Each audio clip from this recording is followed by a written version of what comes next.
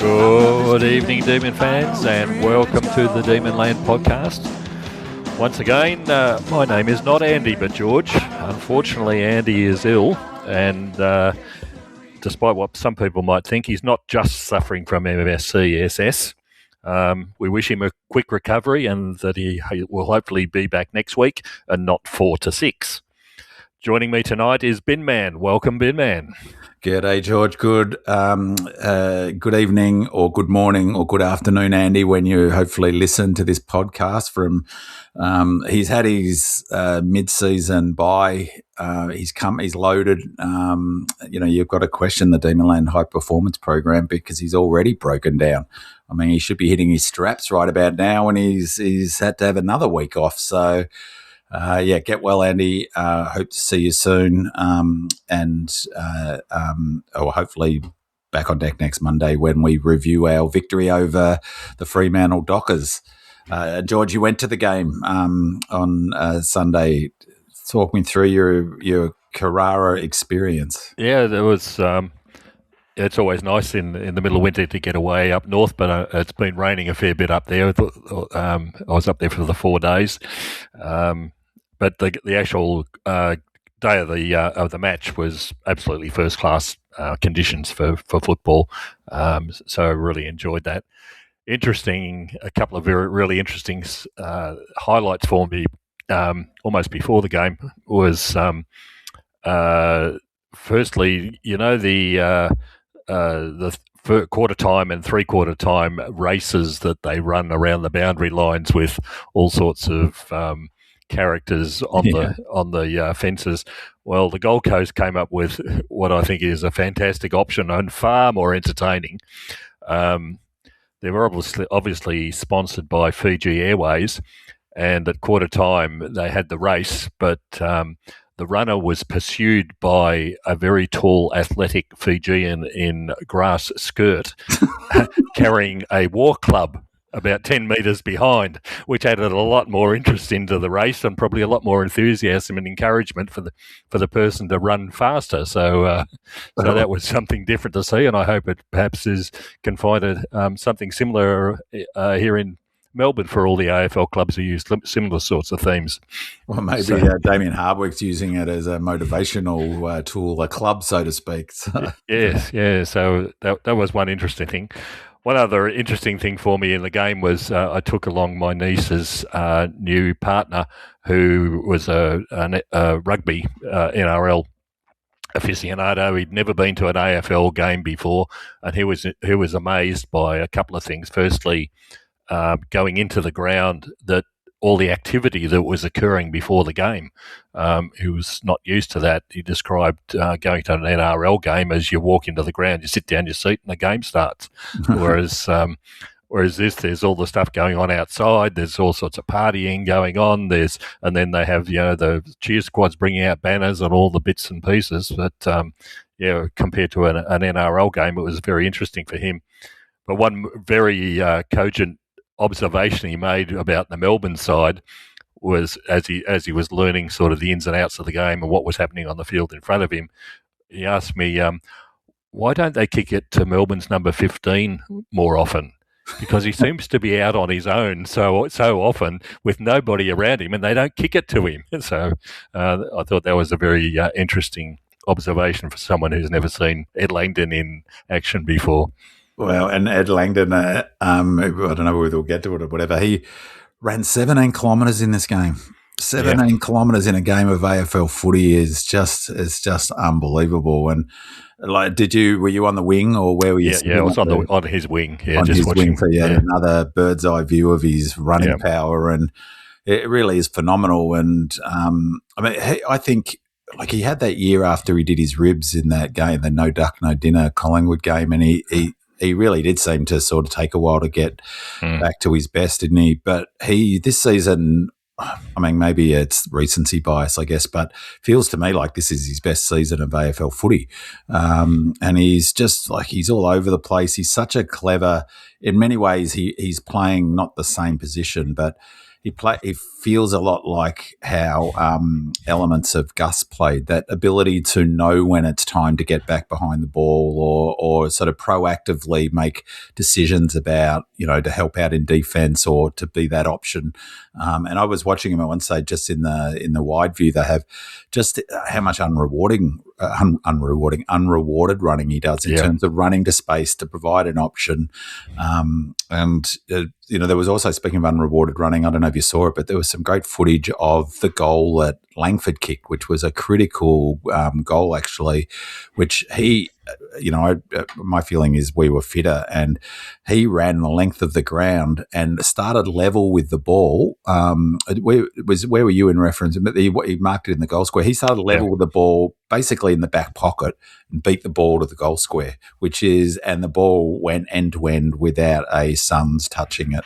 It was a super impressive bit of running power by the young fella. I was super impressed with, one, the fact that he was switched on to read that play and to be the option. Two, that he had it in the tank, because I'm pretty sure that was that the last, it might have been, that was the last quarter. Yeah, yep. So it was obviously, he would have been fatigued at that point of the game, but, he gut run basically the length of the ground, and you could put a case together that was the critical turning point in the game in some respects, couldn't you? Yeah. Well, now that we started talking about the game, let's delve into a little bit about your insights and what you thought was going to happen, what did happen, and the highlights for you.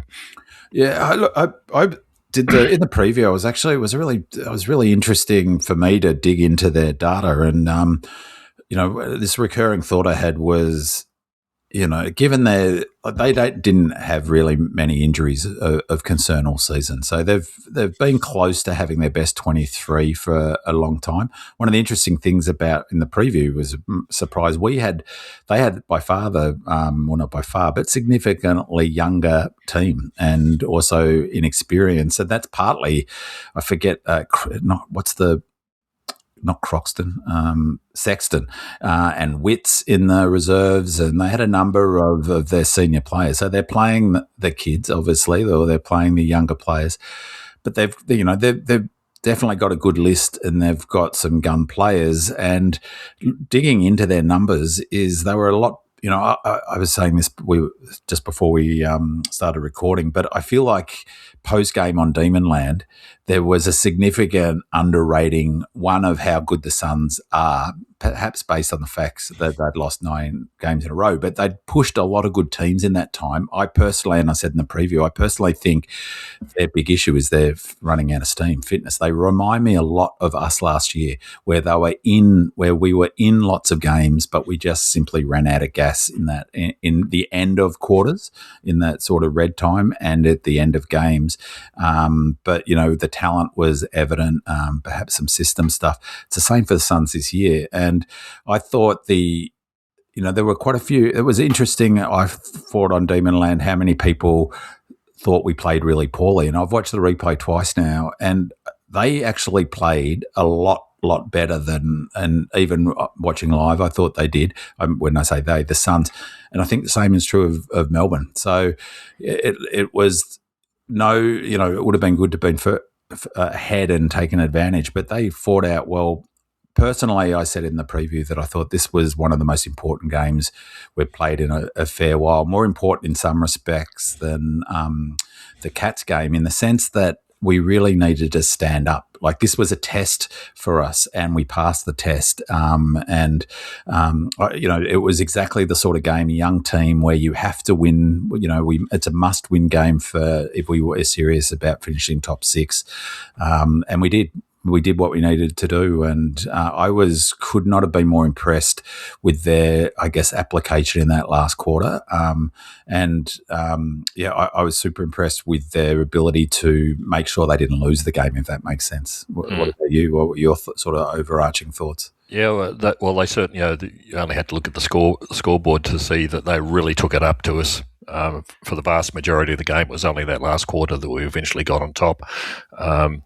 I think we'll talk about it later on in the listener questions, but Max's performance in that last quarter, where he played 100% of the game time, was absolutely critical. He started to get on top of Moyle in the ruck.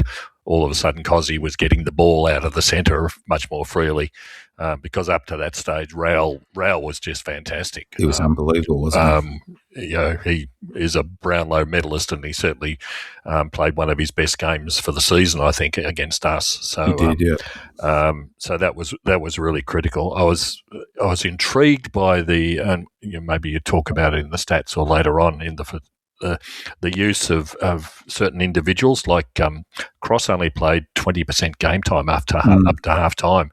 Overall he managed barely 50%. Bailey Laurie, the same thing, 62%. I really wondered what was going on, and the reasons why. I still don't know what was going on with those. Certainly a couple of critical factors for both sides in the end. They're losing Collins early on in the game really hurt them. Yeah, and that was probably in the factor that why JVR and Petty suddenly were able to mark, make contested marks in that critical last quarter that just weren't available earlier on in the game when he was around. Although McAndrew was certainly doing a very good job, but yeah, it was intriguing as to why those low numbers were occurring for essentially runners in our side. Yeah. But in the end, we got over the line. It was good to see. Petty was just magnificent. His application and those critical marks. JVR as well. I don't know what has been done with JVR in the last probably 10 weeks, but he just doesn't double grab anymore. No, it's just one remarkable, grab, and that's it. Yeah, and it's and he hasn't been running underneath the ball in the same way. And that mark, there's that mark he took was that pack mark where he sort of bumped McAndrew out of the way and just clunked it, just totally clunked it. That was like a mark from the late 70s that you saw in the pack, like Kernahan, where they perfect technique, hit the ball at speed, hands out in front of the eyes, and just like a baseball in a baseball glove, it just slotted in there. And as we've talked about ever since he started playing, George, the thing is that he went back and kicked it, and that's because his technique, it looks a little bit funny with his high sort of leg kick or whatever, or a little tiny bit robot, but it is pure, it's repeatable, under pressure he delivers, and really, it's probably, sort of we won that game because of our accuracy, didn't we? Our kicking was phenomenal. We lost last week because of our inaccuracy. We won this week because of our accuracy. And it looked beautiful conditions. It didn't look like there was any wind. What was the conditions like? No, it was dead calm. The ground was a little wet, and it had been played on by the reserves, or the Casey and Gold Coast earlier on in the morning. So it's a little bit chopped up here and there, but it wasn't dewy. It wasn't a tropical sort of condition. It was near perfect. And they certainly took advantage of that, didn't they? Yeah. Did you go to the Casey game as well? No, that was at 10 o'clock in the morning, and the game was at 3 o'clock in the afternoon. So, so I've only seen the highlights of the Casey game. We'll do a brief talk about that later on, particularly for some of the performances when we talk about the ins and outs, as well. So, okay, all right. That was the game that was. So we'll now kick across to Binman for his weekly stats file review. Alrighty, so just bear with me because Optus Mail has let me down, George, and so I'm just working off my laptop here, looking at my documents. So apologies in advance if I miss a couple, or if I have to pause while I'm doing this document. So just jump and look in the stats files. So starting off with the player ratings. amazing performance again by Van Rooyen, 22.2, Van Rooyen, I should say. Apologies, Roy.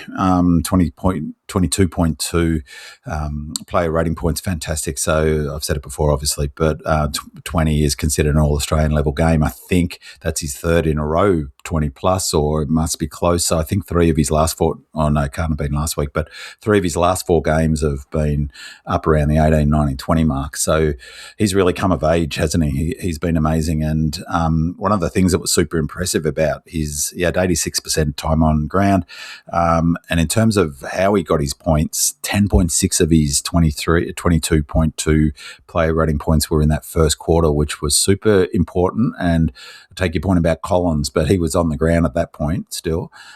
And of his points, in terms of ball winning and ball use, 13.8 of his player rating points, this is Van Rooyen, were how he won the footy. So his contested marking and his contest winning, that's massive for a key forward. This one was just brilliant. Like, I had him dropped and thought he might be dropped and talked about, he's racking up possessions but he's not having a massive impact.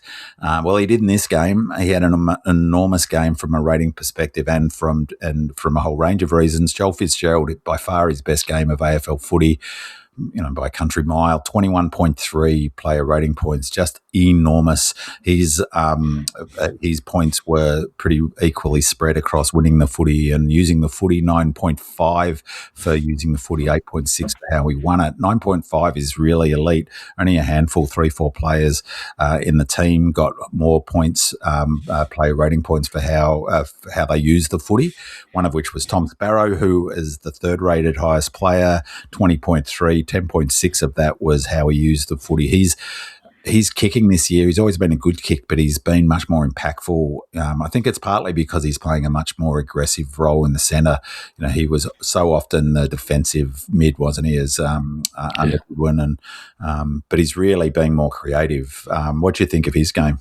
Yeah, Fitzgerald firstly, Fitzgerald was amazing, and thank goodness we also had Sparrow in there to boot, because Jack Steele surprisingly sort of lowered his colours a bit in this game. Yeah.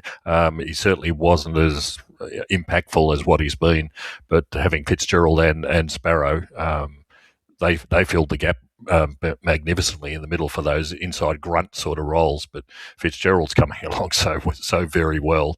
And no preseason. He's played a handful of games, and he's already holding down the first choice midfield role. It's fantastic. Totally fantastic. And as I said, like there's possessions and there's impact. And in this game, he had impact. His first goal was a really important time in the match. His second goal was a thing of beauty. And I just wanted to use that goal as an example of how player rating points are arrived at. So the second goal was the one, sorry, not his second goal, a goal he was involved in. I think it was in the last quarter, but Maxi tapped it straight to Fitzy. Fitzy completely, they all, I think, must have thought that they were going to go across to Cos. And for some reason or other, they left Fitzy in a completely open sort of space, which he moved into and then kicked it long to Roo, who marked in gold. So for that bit of play, leaving aside maybe someone blocked for Maxi, maybe there was some sort of pressure and maybe there was some sort of blocking for JVR, but let's assume for the sake of argument there wasn't. Essentially, each of them would have got 2 points. 2 points for Maxi for tapping it down to Fitzy. Fitzy moves out and unimpeded kicks to Van Rooyen, and Van Rooyen goes back and kicks the goal. That's each of them would have got 2 player rating points added to their scores. So that's a good way of thinking about impact. And so, yeah, he was our second highest rated player. He was great in all quarters, but his third quarter was awesome, Fitzgerald, 9.6 in a quarter where they were on top. And his performance in that quarter was, I thought, super influential on the game. As I mentioned, Tom Sparrow was our third highest rated player. Maxi Gawn, who got the 10 coaches' votes. So it's a real interesting one around the player ratings. But he got the 10, was our fourth highest rated player, 18.6. So, but a massive in that last quarter, wasn't he? 7.4 of his points were in that last quarter. And you could argue he won us the game, and that's why he got the 10 coaches' votes. What did you think of seeing him up and close? Oh, it was just magnificent. Like I said, he played 100% of the time in that last quarter when the game was right on the line for both sides, and he finally got on top of Moyle and was providing the first touch taps to Cozzy and to Fitzy, and that's why the ball finished up in the forward line and we're able to kick goals. But Max was magnificent, but not just that. The big change from the last 2 weeks in particular is his marking around the ground. Now, I don't know whether Gold Coast didn't put enough time into that, because certainly clubs like Geelong did. But he held the fort time and time again around the ground. The Gold Coast supporters were quite rightly saying, "Don't kick at the Max again." Because I was going to say the same thing. His contested marking and all-round ground marking was back to its very best, wasn't it? A couple of his defensive marks down backward. One, they were critical, but two, they were just so timely and good technique. But I was actually pretty impressed with Moyle. I thought he worked super hard, and he's only a young fella, I think. Yeah, so, exactly, yeah. Rounding out the top 10, as you mentioned, Harrison Petty was our fifth highest rated player, 15 player rating points. Just on Maxi, by the way, before I jump, his ball use, negative 0.5 for ball use. He had 12.8 for ball winning. So remarkable how effective he is. But that's the second week in a row he's had negative for ball use, which won't please him at all for such a competitive fella.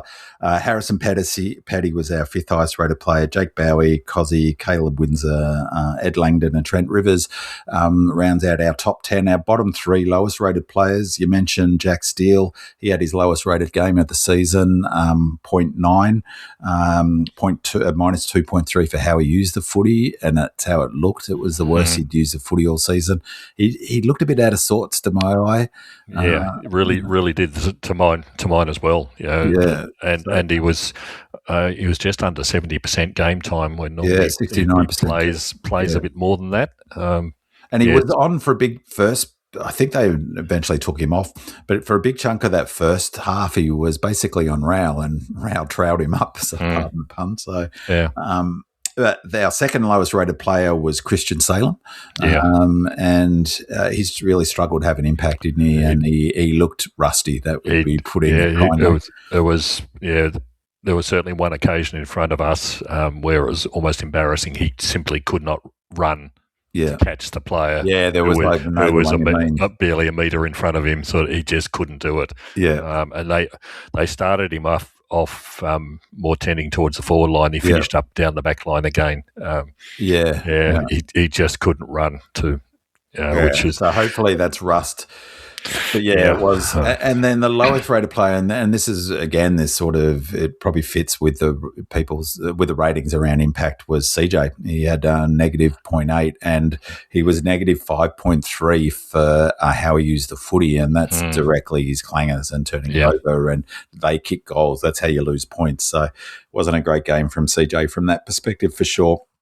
I'll give a big shout out to Petty because that goal that he kicked at 3/4 time, kept us in the game. I think we were two goals down with 30 seconds to go in that quarter. They were looking reasonable, and all of a sudden we're back to 1 point. Yeah, because that was just a magnificent kick under complete pressure. Totally, and it was from well outside 50. If you were a Suns fan, you just would have pulled your hair out, wouldn't you? It was just devastating. Like I said, 30 seconds. There was a guy behind us telling us how long to go. 2 goals in 30 seconds. 39 seconds, and it was funny. I watched the replay knowing that there's, and I thought, hold on, there's another goal coming up. And it's like, hold on, maybe I've got it wrong, maybe the quarter, but that's exactly right. And that bit of play was Maxi as well. Like, I think that was the play where Maxi smothered it, wasn't it? And then kicked it forward. Was that play? When ended up, or maybe that was a different one, but nonetheless, it was incredibly timely. And his marking has just gone up a level, hasn't it? Like his ability to stretch out in front of him and clunk those contested marks. Just on that, I'm loving how great we are at the moment at contested marking. We're, I think, number 2 in the AFL for number of contested marks. We're just killing it in the air. It's just been fantastic to watch. I love it. Worth noting, the expected score was fascinating.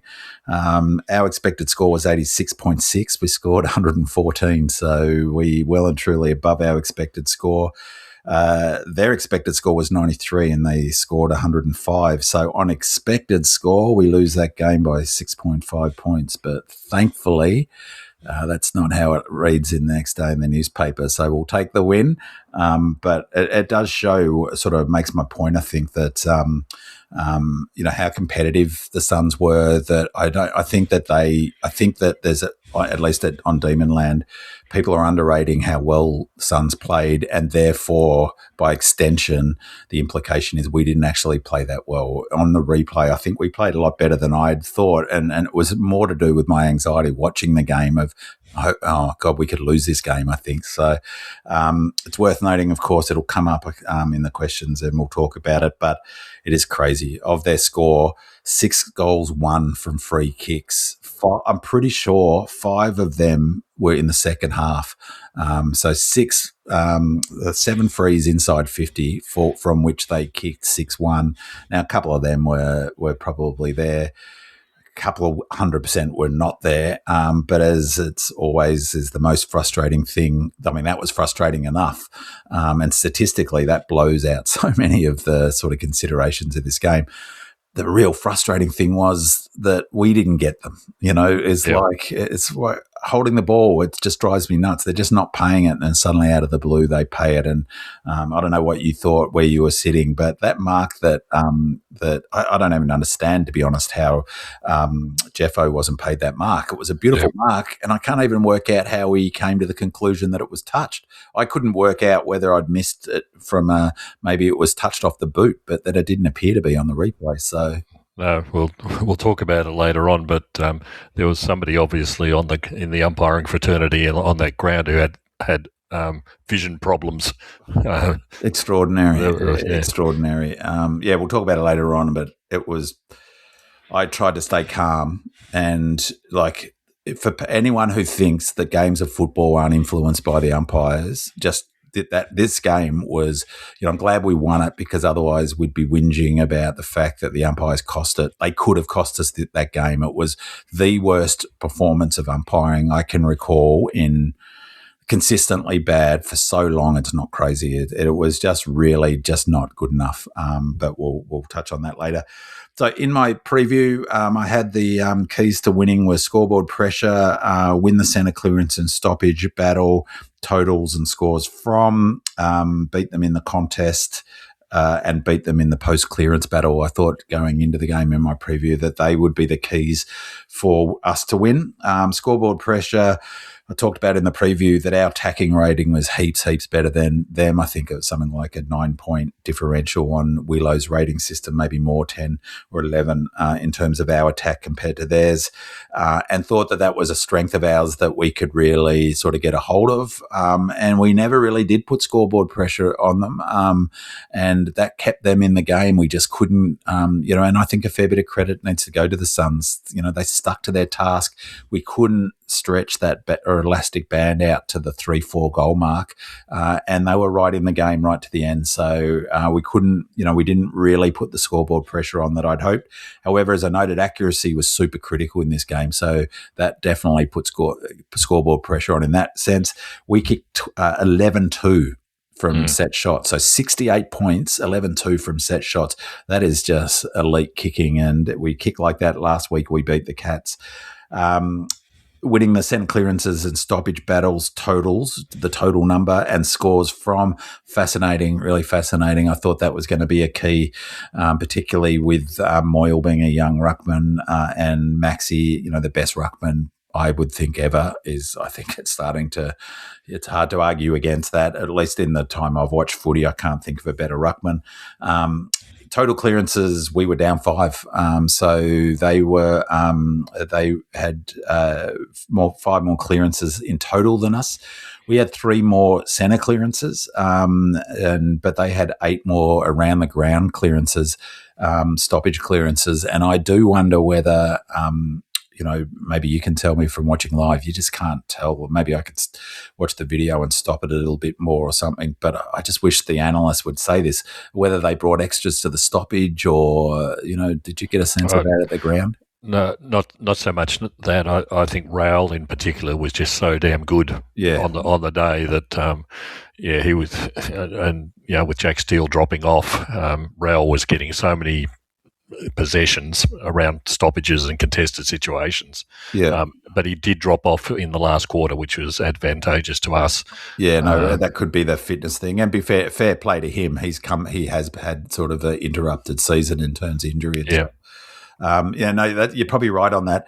I mean, it's helped for him by the fact that apparently he can hold on to the ball for however long he wants before he disposes of it. So, exactly. But, so just in raw totals, they matched us really well, and that was, I think, what kept them in the game.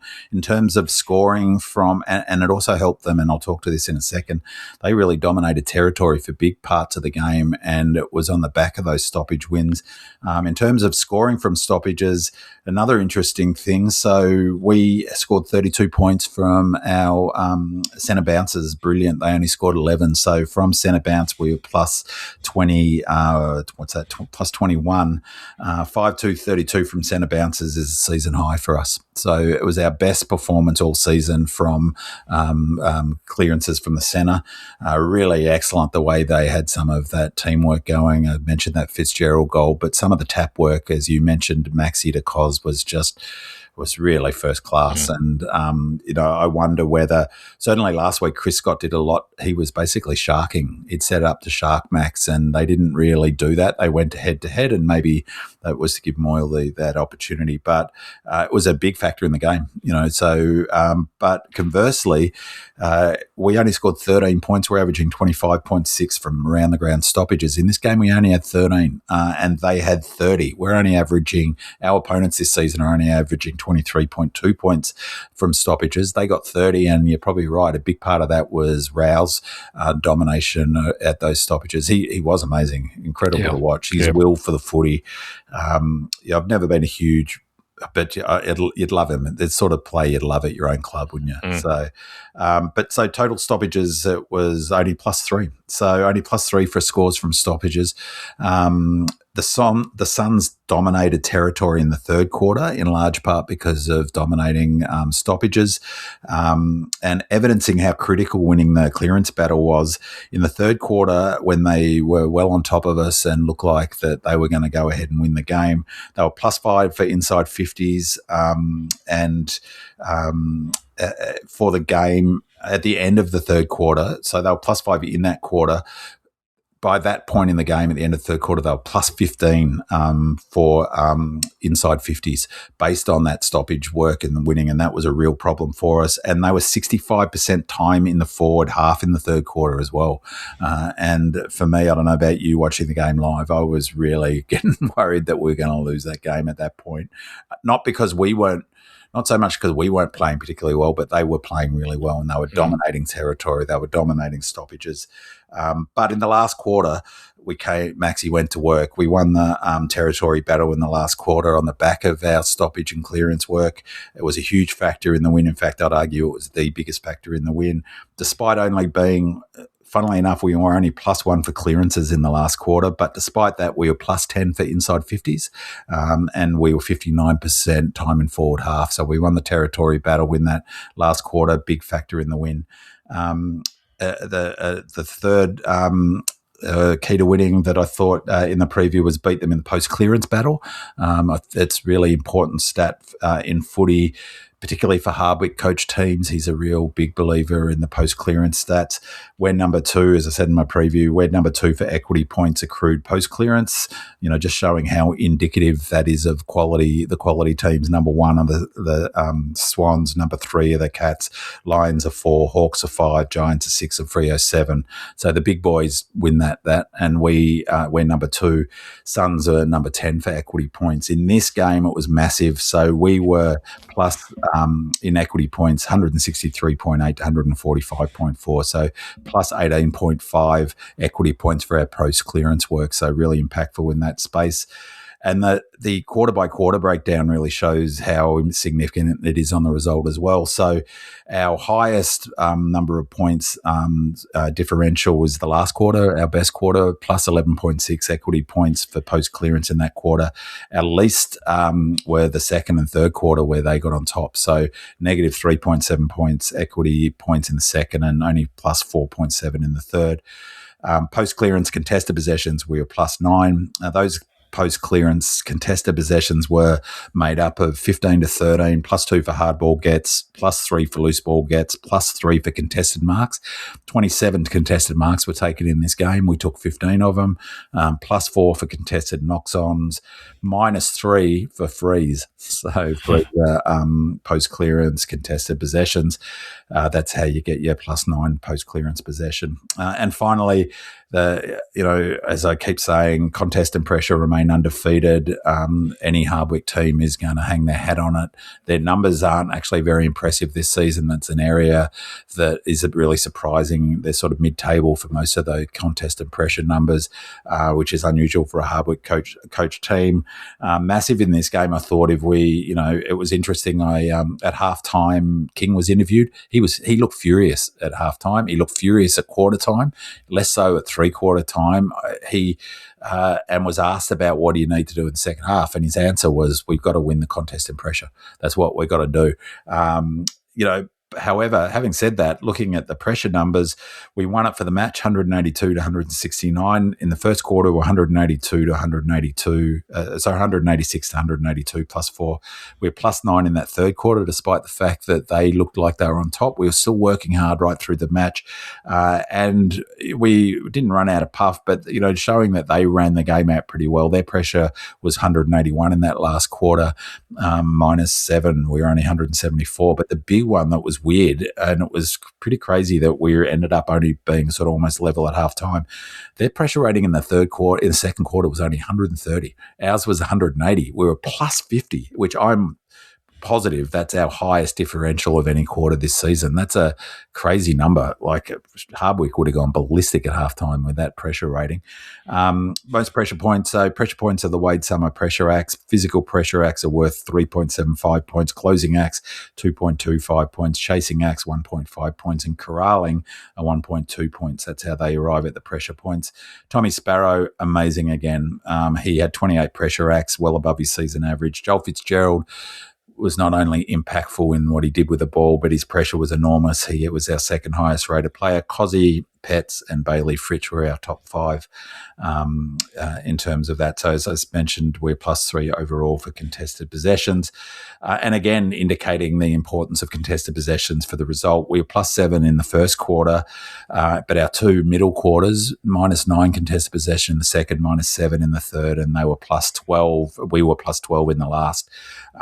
In the third quarter, the Suns were plus 8 contested possessions, and they were plus 10 overall for the match at that point. However, we dominated the final quarter in mainly, I think, because of our contest. I think that won us the game. And also, as I noted before, it really helped us win territories, which was critical. So in that last quarter, even though we were negative 7 for pressure, which was curious, we were plus 12 for contested possession in the last quarter, which he would have been most pleased with. When I say he, King, I was too. That's what won us the game, our guts and desire to keep pushing through that game. So that's the stats files. Okay. There was one final thing, just as an observation, which I found completely strange in the game, was Hardwick's use of Petrarca. That he spent an awful lot of time in the forward line doing not very much. Yeah, he certainly wasn't being used. If you asked for Gold Coast's 3 main mids, you'd come up with Rowell and Anderson and Petrarca, and then throw in Miller or Long as next ones. But Petrarca was rarely used in the middle, and most of the game he spent standing alongside Colton Tolstrup. Yeah, and he hasn't been for the last few weeks. Yeah, I thought that was strange too. And look, it was all a bit weird with the track thing, and that was a question I was going to ask you. The other one that I had pegged. What did you think of the booing of Petrarca? Oh, there's always plenty of idiots. But yeah, it's just totally. Yeah. just low-level supporters. Who cares? He's gone. Who cares? He's gone. Yeah. I did think, what's the da-da-da-da? But afterwards, I did think, hold on, maybe I'm giving him an out. He did leave the footy club of his own volition. So, like, it's stupid to boo an Oscar McDonald or someone who's left and they've been, he did leave. And so, it's like footy. We've always booed. There's always been booing of players who leave. But I don't know. It felt maybe I'm just getting old and emotional, but I felt a little bit sorry for him. The whole vibe, his energy seemed a bit sort of off. I agree they didn't use him. He didn't look like, maybe I think he's someone who's emotional, like he's an emotional bloke, and I think he's psychologically struggled a bit, is just my vibe. Of course, I get the impression as a footballer, he spent at Melbourne, his best days were in the midfield. Yeah, he was totally unstoppable, and he's being parked down the forward line. With Humphreys as well. Yeah, it was just very strange. Whether he's carrying an injury of some sort that can't allow him to do, he certainly, in the opportunities he had, he looked like the old track. But he was just buried down there in no man's land at time, and he certainly looked it. And he didn't have a spark. He wasn't a fighter. It looked like he wanted to get that game behind him, really, didn't it? Yeah. Kudos to Colt. Colt did another great job, didn't he? The Colt lockdown. He was fantastic, absolutely fantastic. When he's got the ball, and this has happened in to the last since the early part of the season, he uses the ball so well when he's got his hands on it. He's not trying to do the smart ass things that were around in the first couple of games. He now acts like a mature football player. He delivers when he has to deliver, and he's such a great kick. It's such a great kick. Such a great kick. I wrote on Deemland a couple of weeks ago in a sort of rapturous post about him, is that one of the things I love, one is technically a great kick, and his kicking is good when he's on the run, but also even off a step, because his technique is strong. But what I really like the way about his playing is that watching his junior footage, the thing that stood out was his class, and the good players always have that time with ball in hand, don't they? That little bit of extra time. He's now playing with that class where he seems to take a beat often just to decide whether he's going to kick, and he doesn't take the first option. Like, he doesn't panic, and then he delivers. And there was one really critical one. I can't remember who he kicked it to, but it was a bullet, and it was a bullet under pressure that really relieved the pressure. And the other funny thing was, not really funny, but he was in Track's ear all day. Like, he'd drive you nuts, wouldn't he? He would, yeah. And as both Binman and I know, he's very good at music trivia as well. We spent a night with him during the week. So thank goodness, because we knew none of the answers to any modern songs. Okay, moving on to listener questions. Firstly, under the title of the forwards, Go Lordy asks, Jeffo had another shocker. Why does he play on when he's covered by an opponent? The question he's asked is the return of 6 goals from our 3 tall forwards, Jeffo, Harry and Roy, enough each game? Travi14 asks, a gutsy win by the boys in the end, but I'm a little worried by our execution and turnovers in the last 2 weeks. We basically played the same game we did against Geelong last week, and the results are the class of our last 2 opponents. We're dropping like flies in defence, so I don't know the extent of Howard's injury, which we all know now is a broken arm and he'll be out for a while. But he is another one of those players that will really hurt us out of the side. And the media will pick up on this and start saying, oh, he is one of the players, you don't realise how good he is until he is gone, like they did with Turner. We just don't have anyone that can play his role. What do you guys think we do with Petty? Would be a huge win if we could get up against Freo, but I feel Petty is more important in the long run. So if there is a niggle, rest him and get it right. Finally, Lazy. A tough game as expected, but great to see us grind the gears to get the win. When the Suns were going in the third, it was great to see the goals keeping us in it, coming from unlikely sources such as Laurie and Fitzgerald. So, Ben, as the forward line, a few different sorts of questions in there. Yeah, well, personally, I think 6 goals from our 3 tall forwards is more than enough when you score 115 points. So, absolutely. I don't think Jeffo had actually, it was a funny one. I thought he was poor last week, but he worked hard in this game. I'd be interested in your sort of reflections being at the ground. That was a stupid thing to play on at that point because it was 45 seconds. That was a heartbreaker. Yeah. And that was the end of the second quarter? Second, I think. Yeah, you'll think you're. Yeah, they went in. It meant that they went in with the energy. They had the lead at halftime.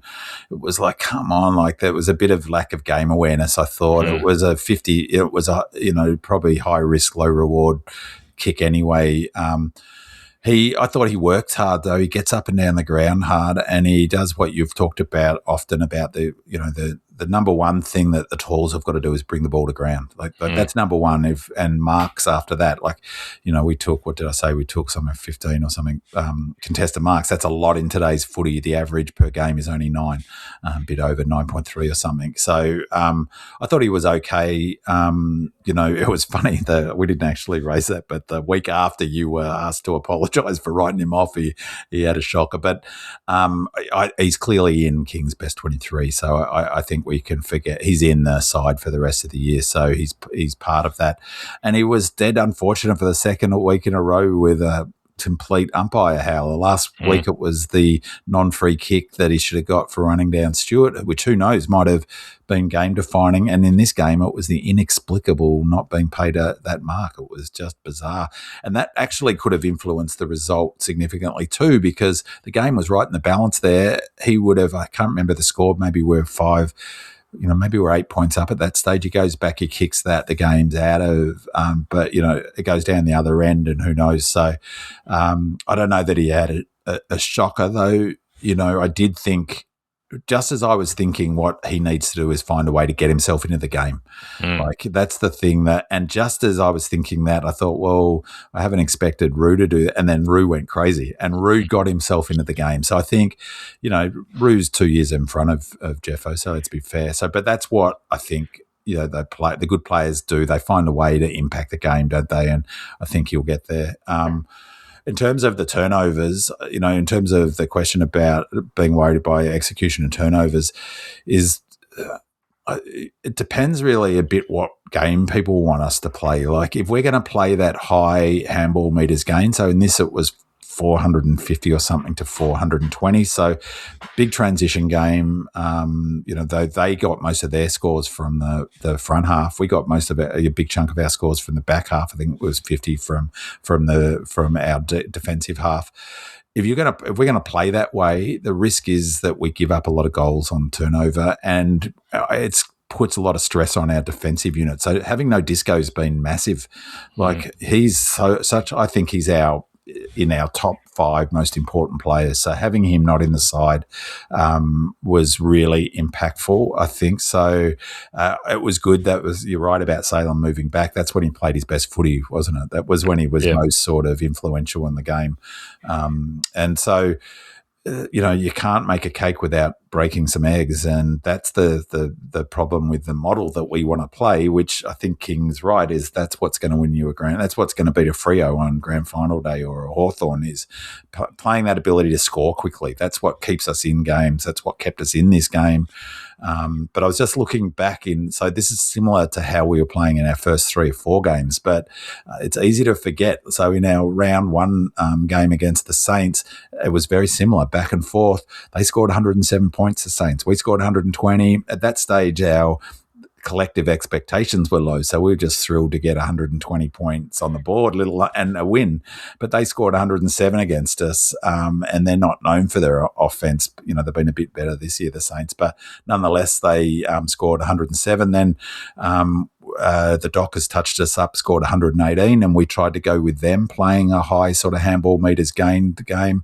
Round 3, the Blues kicked 77 pretty much all in the first half. So they put a score on us as well, playing that high. That wasn't probably so much a high handball game. It was a bit wet.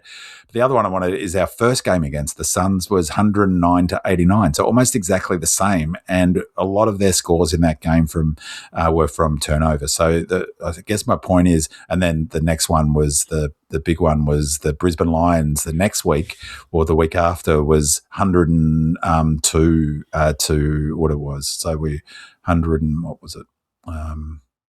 104 to 102. So back then it was great. We won that game. No one was thinking finals at that stage. We were just happy to bank the points. But the same concern then is now is that we gave up 102 points in that game. And we gave it up because we're playing a high-risk game of footy. And I was going to ask you this later, but I'll ask you now. I'm really curious as to what approach we take in the Freo game. Do we play a high-risk game like at the way we high turnover, or do we mitigate that and try to sort of play more defensive and maybe make the ground bigger, not press up as high? What do you reckon?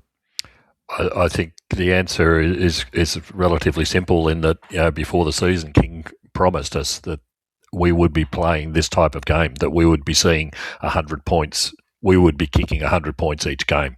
It's high risk, high territory. And the other thing you don't want to be doing at this point in the season is changing the way you approach the game. Yeah, in game style, the whole team is built around that sort of outcome. But that's what we're aiming to do all the time. And I think the other factor is, I don't know whether you saw the Bulldogs game. They tried the defensive game while they were missing a couple of their forwards. They tried the defensive game against Fremantle, and it sort of held them in the game for 3 quarters until they were blown away. Yeah. So to answer the question, firstly, I don't think it suits us, and secondly, the defensive game isn't going to work against Fremantle. I mean, we can dial it down a bit because there was that block of periods where we were giving up only, where our defensive work really improved and we were being more defensive. We weren't being as more aggressive. But as I predicted we would be post-bye, we'll go back to that A grade with the games that I said, fast transition, half-back flank. But the risk is, like I said, we're going to give the ball back a fair bit, which is why it's critical we get our best 23 back in the team, because Freo haven't got a single best 23 player out. Now, things are looking a bit better for us, but if you took 4 of Freo's best 23 out, well, they turn the ball over, maybe 1 or 2 more times a game. That's 12 points. And so it's really important we get those back. And it's not just having those higher quality players in, but you're putting lower quality players in to replace them. Exactly. So it's a double hit. You don't get the accurate kicking, you get less kicking, and unfortunately, when you're playing good sides, or the unforced turnovers that absolutely kill you. Totally, there's plenty of turnovers for any side these days, but it's the unforced ones, like there was a couple from Jath in this game, that absolutely kills you. Goal. Both cause goals for the opposition. But you've just got to have the higher quality players in there. And we've got a couple of players at the moment who wouldn't ordinarily be getting a game. Yeah, that's exactly right. And that is why King was in his brain and in the post-match presser in the Geelong game. Unbidden, he said, batted back a question about the turnover, said, well, we turned it over 16 times under no pressure. So he had that number right there, and that's exactly right. And I don't feel like we had as many in this game. No, it wasn't. But in this you're game. right, the Giaths one stood out. And so I think, if we play that way, then it'll be bound for an exciting game. So just on Paddy, I think we'll keep him in. I can't see us resting anyone. And I don't think we'll manage anyone either. Certainly not Maxi. No. Okay. Excuse me 1 second. I just lost my line of questions, which was a great thing to do. We're back. Do you want me to read it? I've got it here. It goes without saying that Max was once again pivotal to turning the momentum, throwing himself behind the ball in the second and third quarter, and taking those 2 contested marks with the wind was in our faces.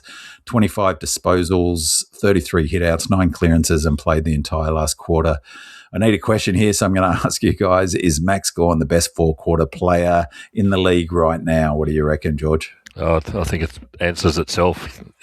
He is, and particularly as was shown in this game, that it's been a long season, 20 games, and he played 100% game time in that last quarter when the game was to be won. He's just he's been magnificent all season, and we saw the best of Max again in this game. He's lining up for his 9th All-Australian jacket without any doubt whatsoever. Yeah. Even I think Hardwick in his post-match presser praised Max and basically said he was the difference in that last quarter between the two sides. 10 coaches' vote says it all, really. He's, I'm lost for words how good he is. And in a way, it's sort of good, actually. It's starting to, just by dint of how good he's been this season, the commentary and the sort of peanut gallery are starting to sort of now regularly say, is he the best ruckman of all time? That now is a live conversation. Totally, he's a lock for his 9th All-Australian jacket, the first player ever to get 9 All-Australians. And if he's not made captain this season, I will burn down AFL House, because All-Australian 9th time, he's a captain, premiership captain. He's been awesome this year.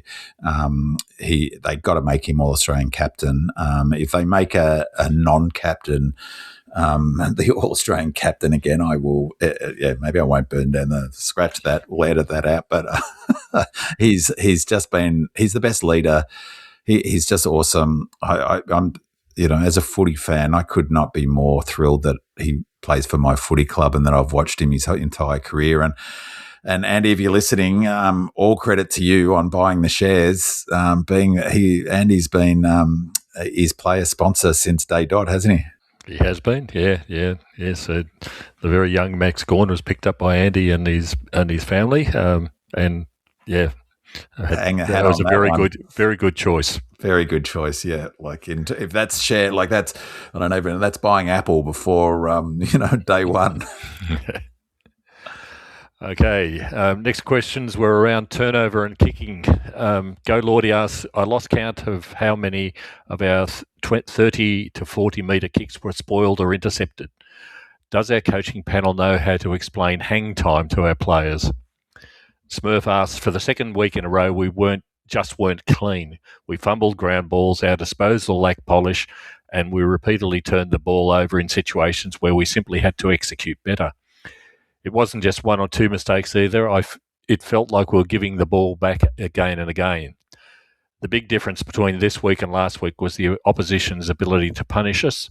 Geelong made us pay for virtually every costly turnover. Gold Coast, thankfully for us, didn't capitalise nearly as often as they should have.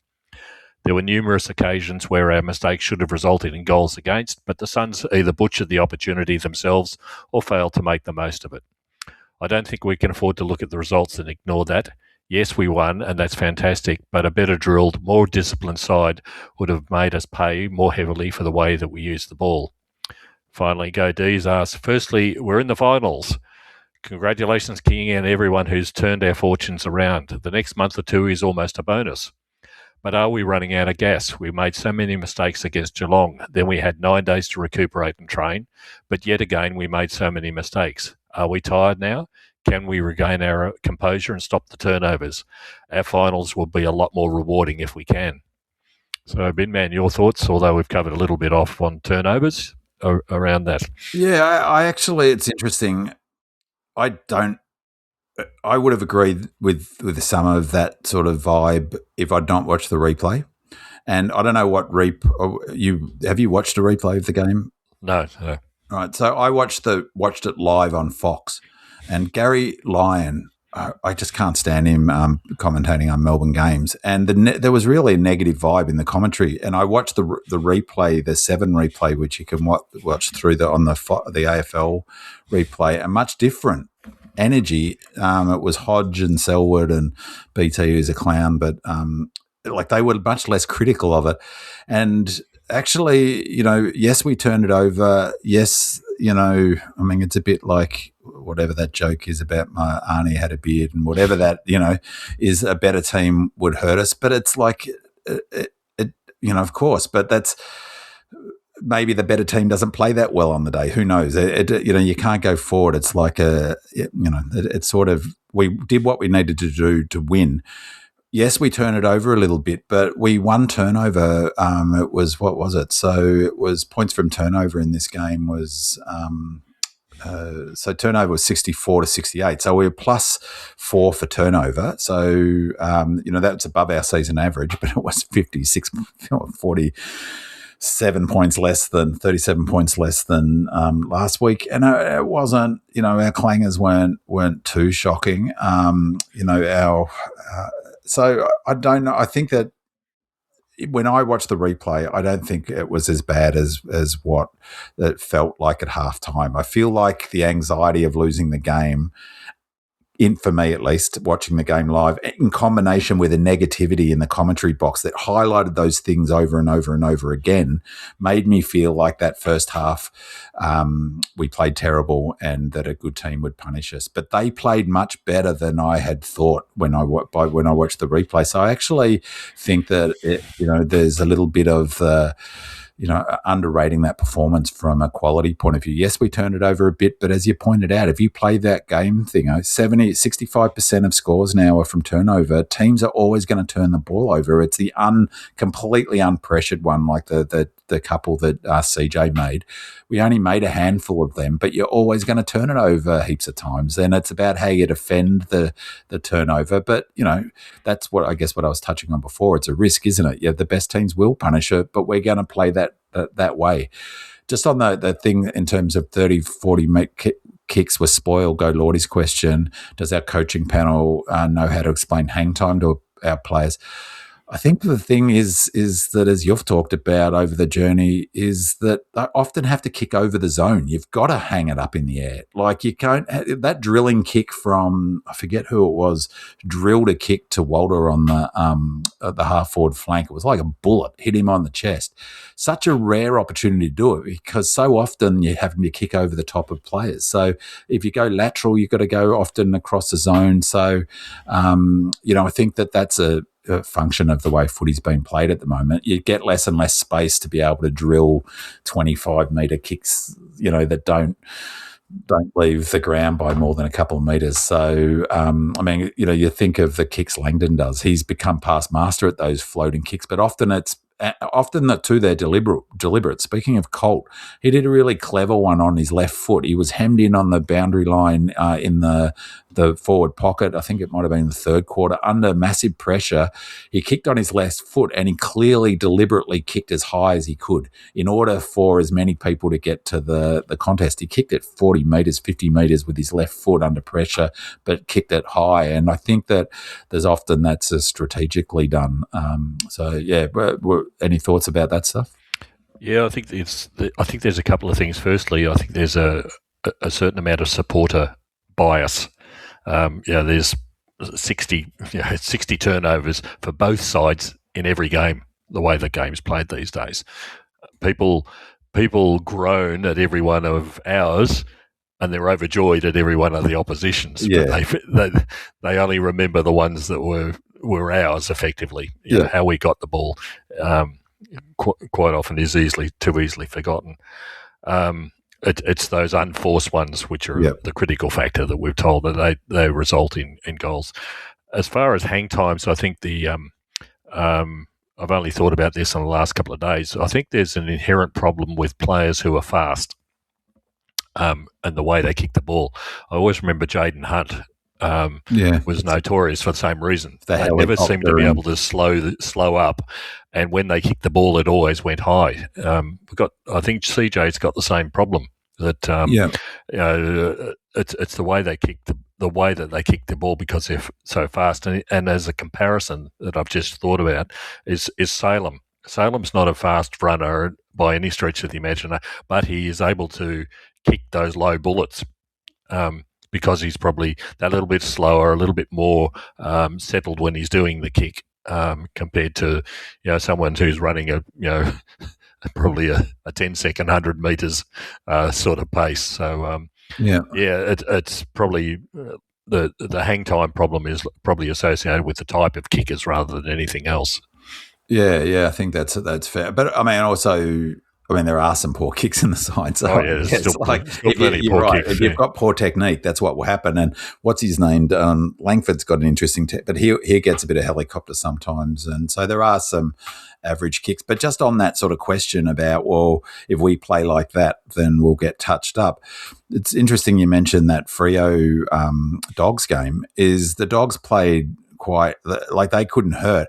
The Freo were pretty average. So you could just say the same. If Freo play like that against us, we'll beat them. But of course, that's not how it works. And so, but they weren't particularly impressive in that game. I didn't think, it's hard for Freo at the moment. They're in a funny spot.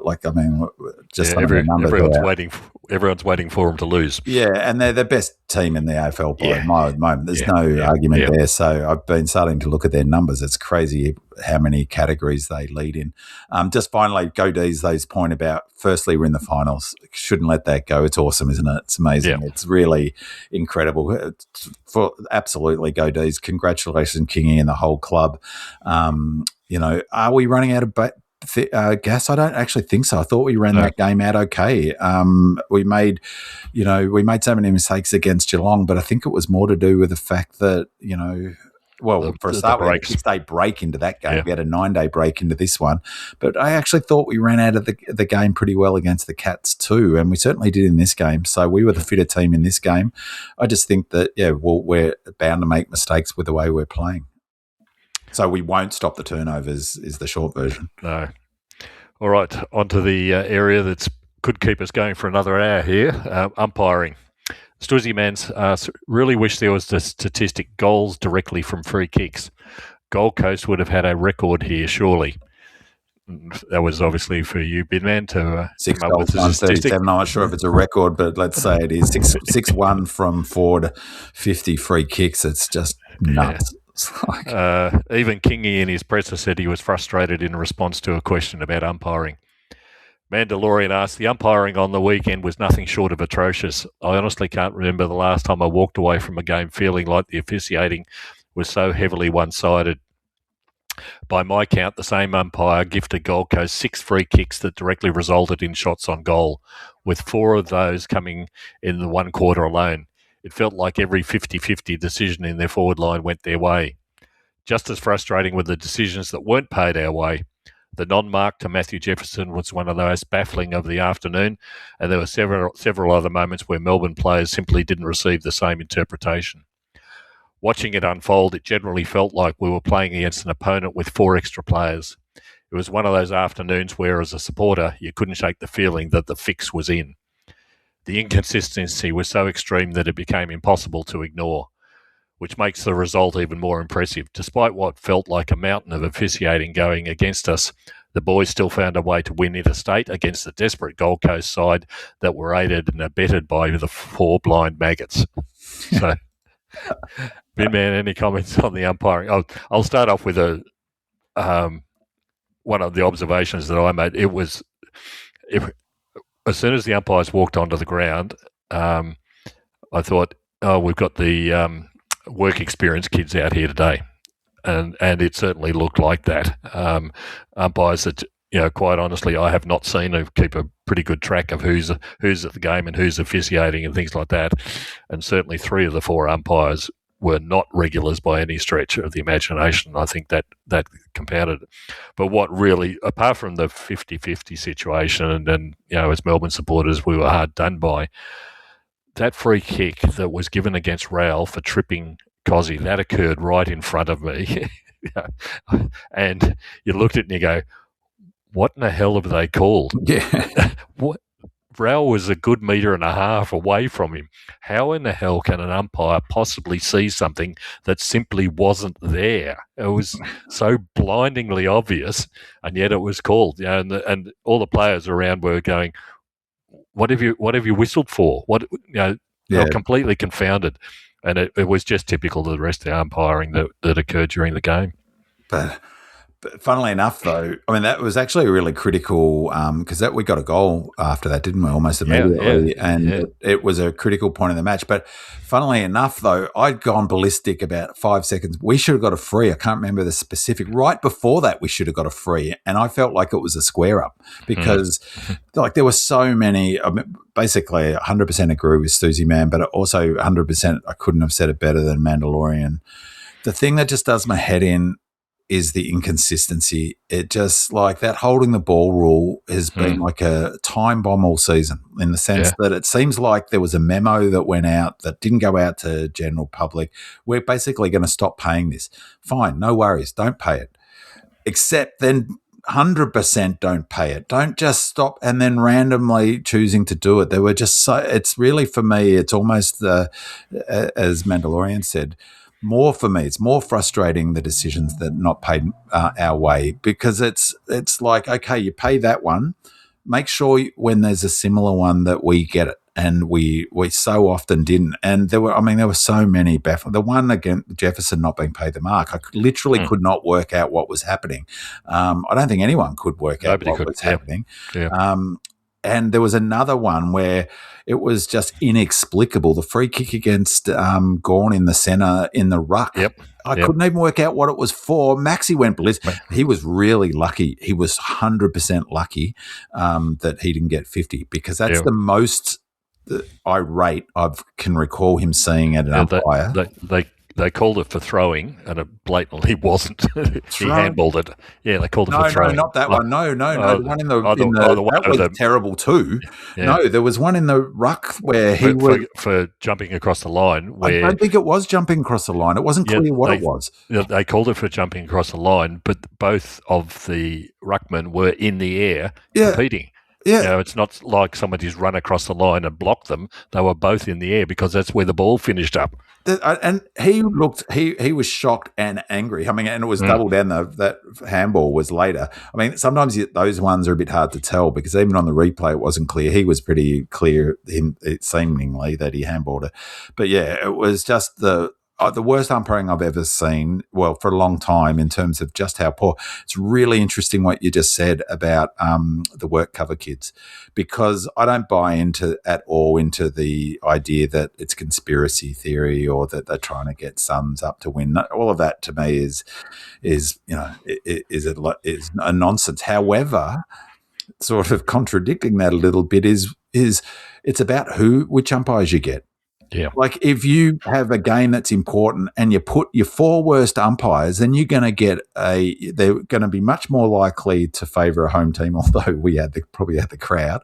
If you're going to have poor umpire, your least strong umpires, and you're going to have a terrible performance like we did. And as I've talked about for ages, this is a whole other conversation, is that I in speaking of conspiracies, I'm increasingly certain that the AFL have no interest in fixing it because they enjoy how much talk gets generated by the standard of umpiring. It's not in their interest. They love it. It fills up 360. It fills up the radio. It fills up SEN. It fills up, countless hours of, fix the bloody problem. And I think they're choosing actively not to. It's getting to the point where it's really impacting my enjoyment of the game. And I was literally trying to keep myself calm and trying to say, don't get angry with those free kicks. Don't lose it. And it's just stupid. If I'm watching a game of footy, I've got enough emotion going on without trying to keep myself from going ballistic about the umpiring. So, yeah, it was appalling. What's upsetting, I think, for most fans is the way, particularly the holding the ball rule was interpreted in the first 3 or 4 rounds. Yeah. Has completely changed. That's what I mean. It just completely changed. Yeah, and we saw good examples of this where pre-season the note from the AFL said if you're rotated 360 degrees, that's holding the ball. Yeah. Well, Raul in this game was rotated 720 degrees. Or you've still got X amount of time to get rid of it and it's holding the ball even if you do. I mean, exactly. So that was frustrating. And by the way, Bailey Humphrey ran off the line when he was kicking. Totally absolutely did. ran. Yeah, totally. we were right behind that one. He ran off the line And that was inexplicable as well. Like, it was just so many poor, and we could have lost that game if we did. It's like, as I said before, if someone doesn't think that the umpires can influence the result, this game is, easily we could have lost that game because of the umpire. All right, enough umpiring or else we'll be here all night. Next question is around Bailey Laurie from Pitmaster. I confess I've been willing Bailey Laurie to succeed, if only because his development was limited previously, because like some others who have left the club, James Jordan and Toby Bedford, he really didn't give much of a go under the old regime. He was almost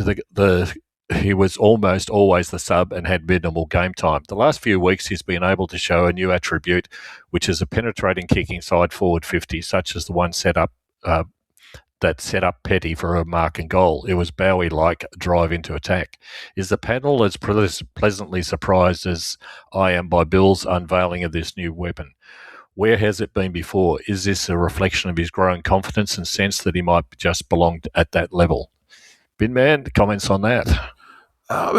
There was a question, I can't recall if it's in there, that has he always been a good kick? Is that he was recruited for his kicking. He was drafted for his kicking. He was an elite kick, and as a junior, I thought he was terrific in this game. I'll be interested to see whether he keeps his spot in the best 23. That was a terrific mark he took. He floated across, but as we talked about so often, he went back and kicked it. He's got a beautiful kicking technique, and also his kicking on the angle is really good. He's on the borderline, isn't he? He's one of those players that we're talking about. Somewhere between 24 and 30. Yeah, and the difference for him is that what will get him in from the 24 to 30 into the best 23 is if he can get his disposal count up, because he is an excellent kick. It's just but I think it's a good problem to have him. If he's playing it, he contributed. He made really positive contribution in this match. If that's what depth is, isn't it? So if he's coming in and contributing and helping us win games of footy, then that's a positive sign for us, I reckon. His rating points, I'm just looking here, was 8.6. That's a pretty solid game of footy. By way of contrast, Blake Howes didn't play in that last quarter. That was a real heartbreaker. 8.5. Jake Lever, 9. He's player rating 9. Colt, we talked about, his player rating was only 6. So he was ahead of a lot of good players in terms of it was a good solid game. Just while I think about it before we jump to the next question, the clangers thing. So we did make some clangers. We had 8 more clangers than them. So we had 56 clangers. They had 48. So plus 8. But to put that into context, our season average is 55.3. So bang on our season average for clangers. So it wasn't a particularly crazy. And the AFL average for clangers is 56.3. So we're lower than the AFL average for number of clangers. Our average last year for clangers was 56.9. So lower than that as well. They were just impressive. Interestingly, though, our kicking efficiency was better than theirs, our disposal efficiency was better than theirs, and our disposal retention was better than theirs. So, it wasn't, I think our kicking and turnovers wasn't nearly as bad as what it felt like, which I think is a little bit driven by the anxiety of losing the game. And okay, we've talked about umpiring, so we'll set off the next bushfire. Fixturing. Rube Beauty asks, Dees get screwed again this week by the AFL, playing the top of the ladder Dockers who have an extra 2 days break. I'm so sick of this BS fixturing. Coming off a tough game against the Suns, I could see us being a bit flat. And don't get me started about the VFL. Another bye coming up, that's 6 or 7 for the year. How are players supposed to develop when they can't actually play a bloody game? Well, I think I've said my piece around fixturing pretty much all season. So, like fair play to me, I reckon. I flagged this in round 1 that this was an issue. I've talked about it multiple times during the season. I think given our injury, how impacted we've been by injury this season, our bye in round 16 and the just ridiculous number of days that we've had less breaks than our opposition. For me, the positive spin on that, the reframe, is what like we are, mate, we're locked in. We've got a chance of making top 6. We've still got an outside chance of finishing top 4. It's not probably very likely, but what a fantastic performance from the team. They got that. I hadn't even considered the buy. I think, I've talked about Kings, how much I've loved his presses. I just love them. And I just love the way that he doesn't faff around with that. It was not on the press. He was in, have you seen it on 360? He was awesome on 360 on Monday night. Yeah. And he raised that. Like he unbidden says, 6 or 7 is not good enough. Because he talked, I think it was in the context of who's going to have time to force their way back in, Xavier Lindsay.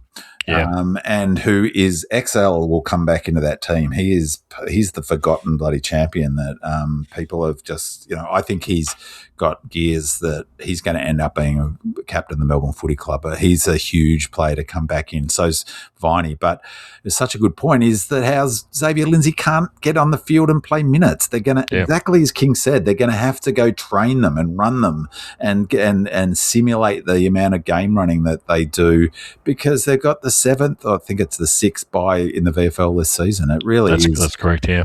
It is just, it is, I think it more speaks to like the treatment of us as a smaller club, not a conspiracy against Melbourne or anything, but more just this sort of different tiers of how clubs are treated by the AFL. It just as a thing for the health of the game. I've always railed against this is that equalisation, the way to get equalisation is to have fair fixtures, for God's sake, at the starting point and then work from there. But the AFL was so fixated on ratings and Carlton and Collingwood and it is just, it's been terrible this season. And, really, the AFL's treatment of the AFLW, their not lack of promotion about that international game, the way that the fixturing is, the ridiculous lack of synergy with the Sandful, the Waffle, and the VFL. Really, their governance is appalling, and I'm increasingly losing patience with them as an organisation. Yeah. The VFL is situations particularly telling, in this case, it's hurting us and probably other teams as well. There's 6 or 7 buys in a season with 22 clubs in there. 22 clubs. And it's not surprising that Fremantle and Adelaide are playing in finals and playing as well as they are because they've got the Sandful and the Waffle to be able, and they don't have buys every week.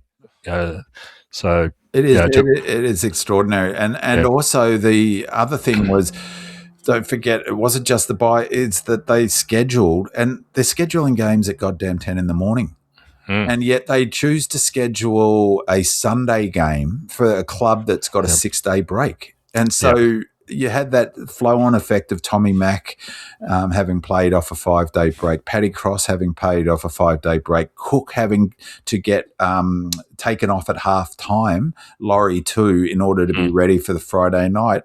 And you think, oh, maybe that doesn't, Cook then doesn't have a great game the following week. Maybe it's because he only had a 5-day break and only had a half a game of footy. Then Cook doesn't have the opportunity to press his case anymore, or Canfield, who kicked a bag. And it is really, it depends what they want to do with the competition. I just feel like that they should get back to what their job is being stewards of the game. And the AFL, really, when it's all said and done, it's the AFL Commission, not the AFL, isn't it? It's like the board. They're all sheets back home to them. And the AFL Commission should look at what their charter is and what their role in as stewards of the game is and basically get their act together. It's really infuriating. Okay. Just a brief rundown now on the Casey game, which was played at 10 o'clock in the morning on the Gold Coast.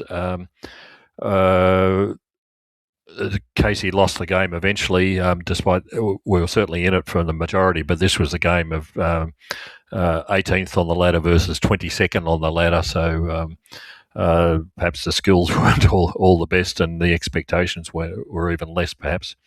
Interestingly, of course, as we've just mentioned, Xavier Lindsay was playing in this game. I've only seen highlights. I don't know whether he played full minutes. I suspect he was slated for only a limited amount of time, but the fact that he's back on the field is a great thing. Casey started off well. He played limited. I think you're right. He played. Yeah. I think he came off at 3/4 time. Yeah, okay. I'm pretty sure he did. Yeah, yeah. Casey started off with a big bang. Kentfield kicked 3 goals in the first quarter. They had a 30-point lead in the second, but that came back to 4 points by half time, and eventually the final quarter, Gold Coast kicked 4 goals to 2 to finish out winning by 9 points. Interesting for the Melbourne players, as in the end, Kentfield kicked 5, which was a very healthy return. The Suns were playing, as mentioned before, people like Noble and Witts and in the ruck, which was interesting. Max Heath, of course, was up against Witts in particular, who's about 9 foot tall, so that was a good workout for him. Xavier Taylor was magnificent down back. 24 disposals at 92% disposal efficiency and included 8 tackles. So he's really getting himself into the game in this one. Lucas Cook was a standout again, 23 disposals in the back line, 10 marks, including 7 intercept marks, I think, which was the most in the side. So again, a good performance from him. Kalani White finished up with 4 goals and a pretty spectacular mark, which is highlighted on the club's webpage if you want to go and have a look at it. And Henderson, back from injury, also got 23 disposals. So not much to come out of that, given the like I said, it was 18th versus 22nd, but we're getting a few of the players who may come into contention for this week on the park. What we're going to do over the next couple of weeks when we've got buys and only 2 more games to go, I think in the VFL competition is going to be problematic for us. So moving on. Though, I think there are a couple of important ones. I mean, Ricky Mentha had his best game for a long time. Just looking, he in the fantasy points, 117. The top player for us was Bonner. But I think the big thing. Sorry, go on. Yeah, it's always hard. Those people, Bonner in particular, I didn't see the whole game, but he usually takes kick out, so pumps the numbers up, and the halfbacks always finish up with big numbers as a result. But Xavier Taylor is the one for me that is interesting in this game because he had 11 contested possessions, as you said, 91.7. I'm reading here. Disposal efficiency. He's had He's had 30 odd. I'm looking at disposals. He had 24. 24. And clearance. And the reason I sort of one, it's great. I'm really pleased that he's playing, really good footy at the moment. 2, he's got a huge opportunity to get selected this week because Howe's out. We hadn't mentioned him, but that was massive. God, heartbreaking. He's become such an important player. It was interesting when King talked about him on 360. The language he used is he'll be 3 weeks straight back in. That was the way coach talks about a non-question best 23 player. He comes straight back in as soon as he's available. He talked about it in the context of he'll be available for the wildcard round should we make it. What he didn't say is that if we finish 6, he'll get another week off resting, so he'll be straight back in. But it does present an opportunity for Xavier Taylor, who plays a relatively similar role, doesn't he? So, maybe this is his opportunity and, to get into the side at the right part of the season. And I guess the other one, though, Lucas Cook has to be a big chance of coming in, I guess, as well. Yeah. I guess we'll talk about that in a sec. But so let's talk about the upcoming Freo match. Of course, it's at the MCG. From the weather report, I don't think the rain will come in until late in the day. I heard tonight them talking about it, so hopefully it'll be a good afternoon for football, a Saturday afternoon. Ins and outs, I think, is going to be interesting, and why those ins and outs come in. So over to you, Ben Man, for your thoughts on that for a start. Yeah, I mean, they won't make many changes. I think it's forced. I mean, the big sort of debate on Demonland is at the moment is whether to bring Heath in. Yeah. And, I see the argument both sides of it. Personally, I don't think they will. I just don't see him in our best 23. I think that at the moment, interestingly, King talked about Maxi, and it was really cool, actually. It was Beveridge and King, and they know it. I've forgotten that how long King had been a coach at Bulldogs, and they clearly like each other, and they were asked about the two best captains in the AFL, Bontempelli and Max.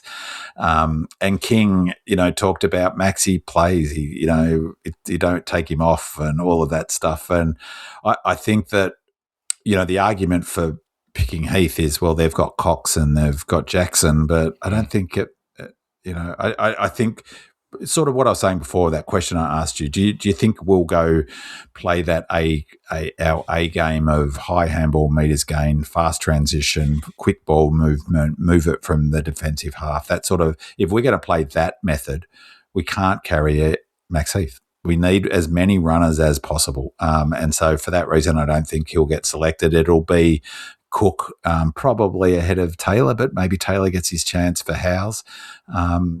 Interesting one for me will be whether Salem gets selected. That will be how much was it Rust.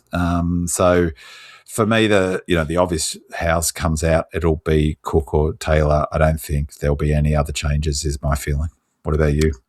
Yeah, I'd prefer Heath in there because I think if you haven't got the second option, Cox will just try to physically wreck Max Gawn.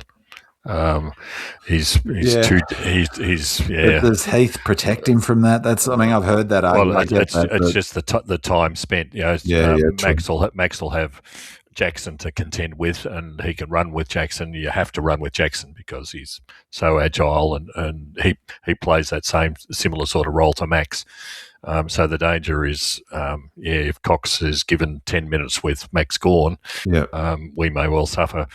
I think the other factor is, even though Max Heath may not get much game time, we only gave Cross 50% game time in this game, and you sort of go, yes, he's a runner, but we can afford to sit him on the bench for half the game. Yeah, but he's a runner who we can play at half forward, we can play him at half back, we can put him on the ball. Heath can play one position, which is chopping out ruck. He's just not flexible enough. He doesn't do enough up forward, and if he's the thing is, we didn't use Cross and we didn't use Laurie in this game.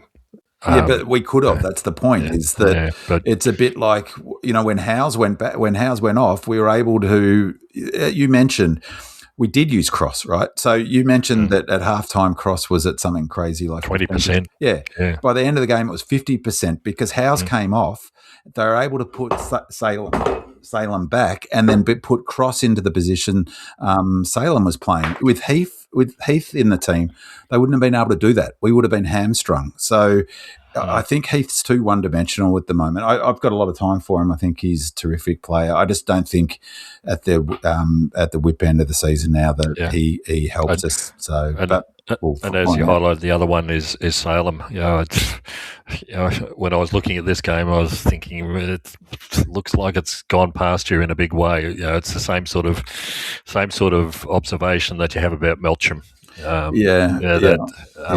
When push comes to shove, which would keep a Cross in the side or a Laurie in the side. Another week of Xavier Lindsay, and then maybe Xavier Lindsay takes definitely. Yeah, that would be the case.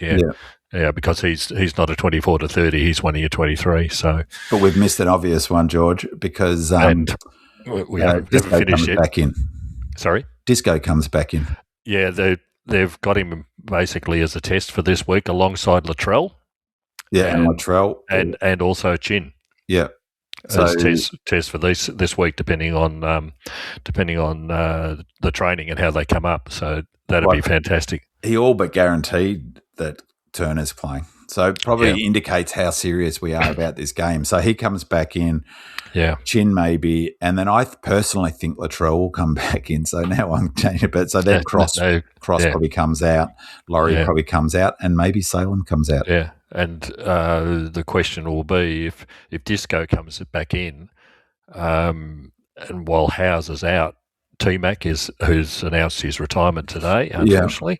Do we keep him because Fremantle's have got Tracy, Amos, and Voss, which are three tools. Bloody Cox and Jackson. Cox and Jackson, and that's why you'd sort of tend for someone like Cook to come in, because at least he's 197, I think, or something. So, it's a big call on someone who's that new to the system, but he's got that bit of height that perhaps we might need down the back line. Which would be fine if Disco comes back in, because I think it's a bit of a bridge too far to have him as the key position. But if Disco can lock up, one of Amos or whatever, that's going to be fascinating. And you make a good point about T-Mac. I just saw that before. He's one of my all-time favourite Demons. I love him and Oscar. And I'll be so sad to see him not playing for Melbourne Footy Club, T-Mac. He's been a faithful and brilliant. The fact that given the injury situation, we pulled out T-Mac this week, and he did a great job. Did an absolutely superb job on one of the Coleman medalist leaders. And And I've said this before, I'll say it again. Let's say he doesn't play this week. He'll go. Well, he won't be able to play. Next time he plays at Casey, if he does play again at Casey, he'll play at the same level, with the same effort, with the same intensity, with the same focus. If he was playing at AFL level, I think for me that is the ultimate pro, and someone who respects his craft, respects his footy club, and respects the opportunity he's got to be, being paid to kick a leather footy around. So lots of selection dilemmas this week, and we won't find out until later on in the week. But hopefully, you make predictions. You can't get wrong. Yeah, we don't get predictions this week. Yeah, we've got so many options this week that it's good if we're getting back. Players like Disco and Chin and Latrell even this week to be able to force that pleasant situation. But we still don't want to be losing players like Howes, sadly. Yeah, no, that was a huge blow, and I don't think there's been much chat about it, particularly, in the sort of, he's underrated this season. He's been so reliable. He makes good decisions. He plays tall, can play small, hits targets. He's a huge, huge out. So, all things being equal, plate in his arm. And the other thing too is, I don't know if you haven't watched the replay. I haven't watched the replay. He's tough. Must be a tough young man, because you could see it was clearly broken. The wrist, it was obvious. If that had been me, you would have heard me all the way from Brisbane, my gnashing of teeth in yelling and pain. I mean, he looked like he just had a hanging nail or something. Tough. They're tough, aren't they? Certainly are. Okay, that's all the footy type stuff. Just as a closing item from Whispering Jack, he asked us to note that apropos the 1926 centenary features that both Ian Munro and he have been putting together, one of our fans from New South Wales Demons has uncovered the location of the Dunbar family milk bar where the premiership team celebrated its victory. There's an article coming on Demonland soon, so keep your eyes open for that one. And finally, we'd just like to say a thank you to all our listeners. Questions this week, and there were a lot more comments made, but we've tried to limit ourselves in the amount of time that we can spend on this. Questions from Pitmaster, Rue Beauty, Mandalorian, Go Lordy, Stuzzy Man, Lazy, Go Dees, Travi14 and Smurf. And thank you for the comments made by El Diablo 14, Doug Reamer, Rhino, D-Zone and D-Star9. And thanks to my co-host, Binman, and we're wishing Andy the best and hope he's back next week to front the show again. And I will be, Andy, if you're listening to this, I'll be trying to get to the preview podcast because we're playing Saturday. I'll do my best to get it done on Wednesday, but more realistically Thursday. And just a sort of brief thing is I'm really looking forward to previewing it, partly because Freo are by far and away the best team in the AFL at the moment on pretty much every single metrics. It is really remarkable the season they're putting together. But just a curious thing, just looking at their player ratings, their top-rated player is another ruckman, Jackson. So this is about the third time in the last sort of 4 or 5 weeks that the top-rated player for both teams has been a ruckman. But his player rating this season is 15.6, and Caleb Sarong's next 14, Andy Brayshaw's 12, Hayden Young and Shea Bolton. The reason I say that is our top end is higher than theirs. So Maxi Gawn is 17.8 and Cozzy is 16.2. So our first and second rated player this season are both higher rated seasons than their top rated player, Luke Jackson. And Tommy Sparrow's our third highest rated, 13.5 this season, Jack Steele, Jake Bowie. So we match up at the top end, super well, and it's in that bottom sort of 15 to 23 where, they're really sort of coming to play. But they've got no one on their injury list. No one. They've got zero. They've got their best 23 available, have done most of the season. But as I said before, we're getting closer. So I'll be really looking forward to doing the preview pod. I'm really, really looking forward to this match, George. I reckon we're in with a real show. In a funny way, I feel more confident about this game than I did about the Suns game, in part because of the psychology of it. They're in that, exactly as you mentioned before, and they're in that funny place with, they don't have to win. And as soon as you take that off the table, there's at this level of the sport, at the elite level of sport, the way where they're playing, the psychology plays a big part. And if they don't have to win, and maybe they'll rest a couple of players or whatever, or take some players off or adjust their time on ground, and we have to win and we're playing at our fortress, that gives us a massive advantage. Just finally, it's at the MCG at 1:00 or 1:10. That means we'll be playing with a red Sharon, George. I love games of footy with a red pill. Grand final day, except for our grand final win, is a red Sharon. That is the gold standard, the CUDA of footy, the red pill. And so we get to go along and watch it. And so every single fan who can get to the footy, come along, because this is our opportunity to leverage the crowd advantage. There will be bugger all Freo fans. Let's get there, be loud and strong. And I reckon if we win this game, we're locked for top 6. So this is a huge game for the Melbourne Footy Club. Cannot wait. Excellent. All right. Thank you to all our listeners. Thank you to all our people who've sent in questions again. And thank you to Binman for helping me out tonight. That's it for the program. Welcome back, Andy, next week, we hope. Go Dees. Go Red Leggers. It's a grand old flag. It's a high-flying flag.